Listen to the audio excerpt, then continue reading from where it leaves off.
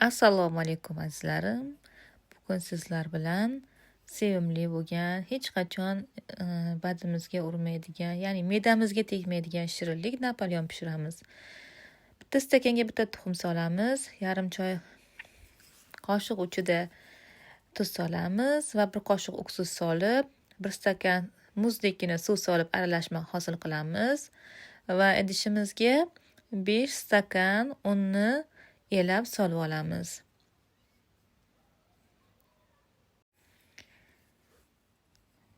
Unimizga qirg'ichimizni qo'yib, margarinlarimizni unli aralashma bilan aralashtirib, tyorkadan chiqarib olamiz. Chiqargan massamizni esa unga aralashtirib, kroshka holga keltiramiz. Mana tayyor bo'ldi kroshkalarimiz. Endi bunga birinchi boshida taxlab olgan massa, ya'ni tuxumli massa suyuqligimizni solamiz va qo'limizni uchida yengil aralashmani aralashtirib qorib olamiz. Tez bajarishimiz kerak. Margarinlar erib ketmasligi uchun.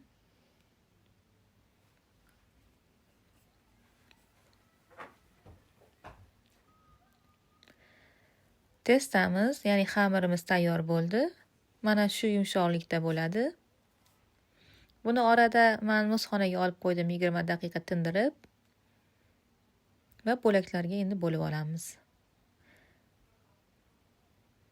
Men 6 bo'lakka bo'lib oldim.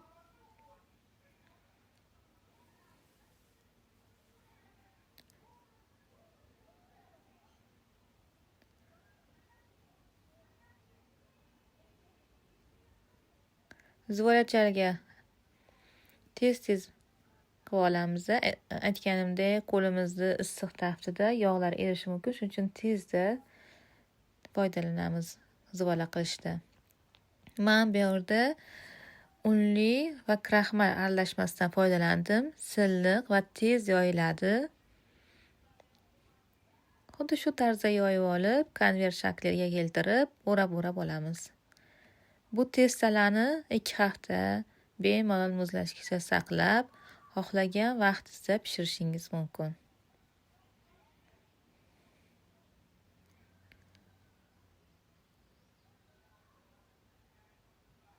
O'ramalar tayyor bo'ldi.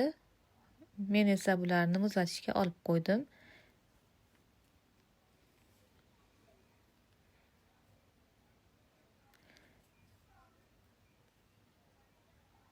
Testamiz dam olib, men indin kuni ertasi kuniga xamirlarimizni olib, yoyib pishirib oldim.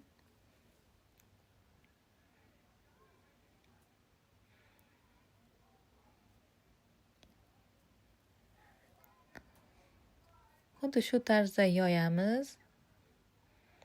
Xohishingizga qarab to'r burchak shaklda yoyasizmi yo aylana shaklda yoyasizmi? U sizning xohishingiz. Men aylana shakldan foydalandim. Hammasini xuddi shu tarzda yoyib 200 gradusda, 180-200 gradusda 7 minut, 8 minut atrofida pishirib olamiz. Ya'ni shu xamirlarimiz chiroyli qizarib, tillarang kirguncha.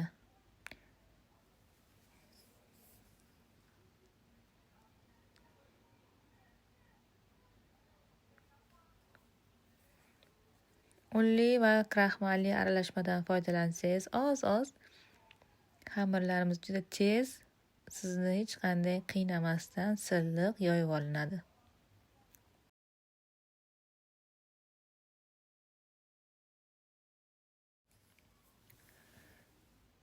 Xamirlarimizni girdidan chiqqan bo'laklarni men alohida pishirib olib, ustiga urvoq shaklda foydalandim.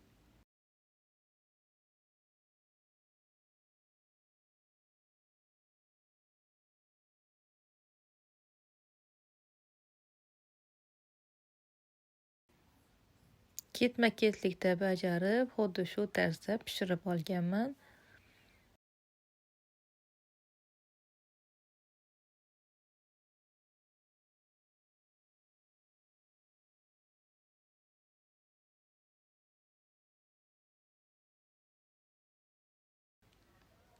Mana pishib chiqdi testalarimiz. Endi esa bunga krem taxlaymiz. 200 gram slichniy masladan foydalandim. 200 gram slichniy maslani xona haroratida ko'pirtirib olamiz. Oppoq, yengil bo'lib ko'pirib chiqadi masla.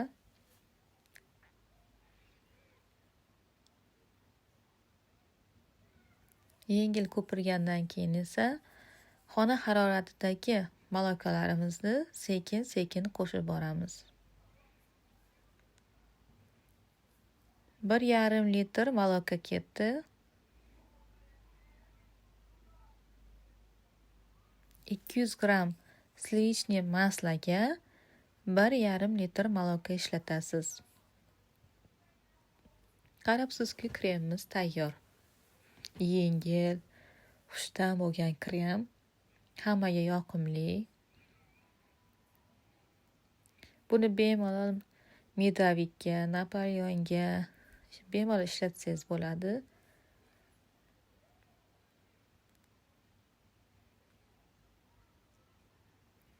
Endi esa pishirib olingan xamirlarimizni birma-bir qo'yib, ustidan kremlarimizni qoplab chiqamiz.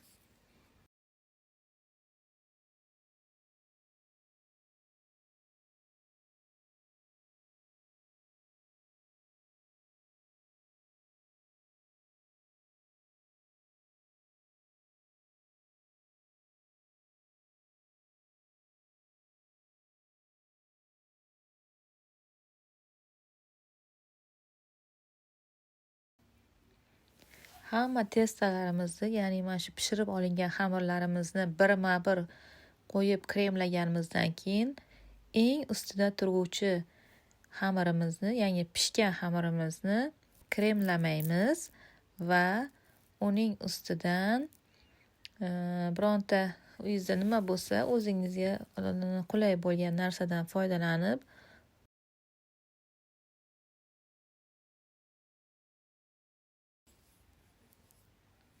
mana shu yerda patnisdan foydalanganman. Yengilgina, ya'ni bostirib olamiz. Mana ko'rib turganingizdek, oxirgi sloylarini kremlarni surib, ustiga girdidan chiqqan xamirlarimizni ezib, urvoq qilib ustiga qo'yib oldim. Men bu videoni olganim uchun sirazi kremni surganimdan keyin kesganman. Agar siz bir kun qo'yib yo 2 soatdan keyin bemalol qo'yib kessangiz, yana ham ta'mli bo'ladi. Shuni aytib o'tamanki, krem hozir surilgan bo'lsa ham, lekin Napoleonimiz juda ham xushtam va shirin, kremlarni tezda o'ziga olgan, mayin bo'lgan, yengil tort bo'ldi. Menimcha sizga mana shu ekran orqali ham ko'rinib turibdi. Hammaga yoqimli, ishtaha tilab qolaman va o'ylaymanki, siz ham endi osongina Napoleonni qavatma-qavat pishirishni bilib oldingiz.